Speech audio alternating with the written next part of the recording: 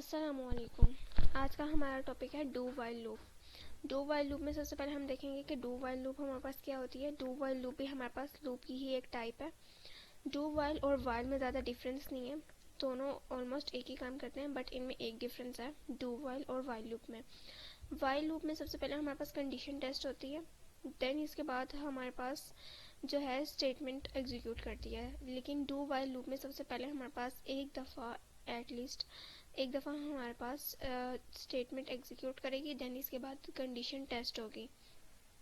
सबसे पहले हम इसकी डेफिनेशन देखते हैं। Do while loop in C++ is used to loop through a code until the given condition is satisfied. It is means that the loop will only terminate if the evaluated specified condition to be false.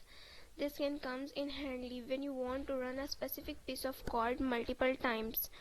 मतलब कि हमारे पास जो do while loop है इसमें सबसे पहले हमारे पास जो एक स्टेटमेंट है वो एग्जीक्यूट करती है, देन इसके बाद हमारे पास जो है कंडीशन टेस्ट होती है।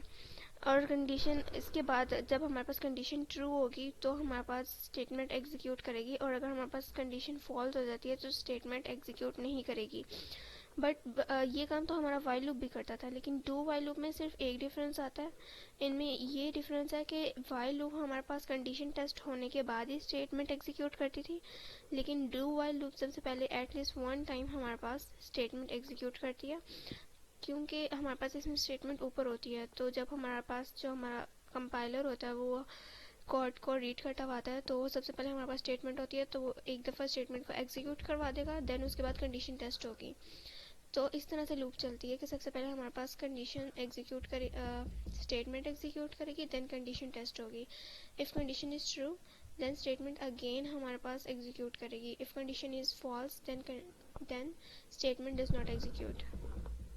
अब हम इसका सिंटैक्स देखते हैं।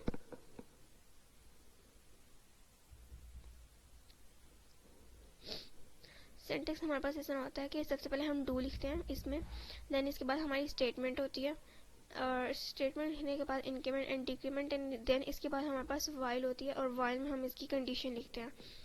ये हमारे पास इसका बेसिक सिंटैक्स होता है। अब हम इसको देखते हैं कोड के साथ एक दफ़ा। इसमें मैंने int i is equals to 0 लिया। इसके बाद हम डू लिखेंगे, और यहाँ पर हम अपनी कंडीशन लिखेंगे जो हमने प्रिंट करवानी है। मैं इसमें लिखती हूँ हेलो वर्ल्ड। कुछ भी इसमें हम लिख सकते हैं क्योंकि ये हमारे पास प्रिंट हो रही होती है। देन इसके बाद हम इसमें एक इंक्रीमेंट ऑपरेटर लगाएंगे, और ये एक मैं नेक्स्ट लाइन के लिए लगा रही हूँ ताकि सारे हेलो वर्ल्ड्स हमारे पास एक ही लाइन में प्रिंट ना होकर आए।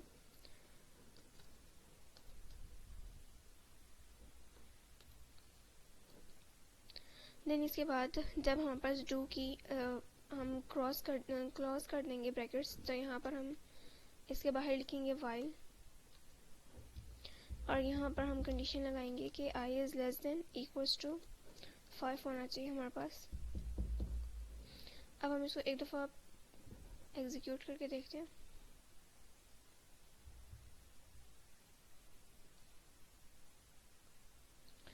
तो हमारे पास हेलो वर्ल्ड 6 टाइम्स प्रिंट होकर आया है, लेकिन हमने हेलो वर्ल्ड की कंडीशन 5 टाइम लगाई थी। लेस देन इक्वल्स टू 5 एक दफ़ा हमारे पास हेलो वर्ल्ड ज़्यादा प्रिंट होकर आया है, बिकॉज जैसे मैंने बताया कि डू में हमारे पास ये डिफरेंस होता है कि सबसे पहले हमारे पास स्टेटमेंट होती है, तो एटलीस्ट वन टाइम हमारी सबसे पहले एग्जीक्यूट होती है स्टेटमेंट, देन इसके बाद हमारे पास कंडीशन टेस्ट होती है, और उसके बाद कंडीशन पे बेस करता है कि स्टेटमेंट दोबारा एग्जीक्यूट करवानी है या नहीं करवानी। तो हमारे पास वन टाइम ज़्यादा प्रिंट होकर इसीलिए आया है क्योंकि एटलीस्ट वन टाइम डू जो है हमारे पास वो उसको एग्जीक्यूट करवाता है स्टेटमेंट को दोबारा से।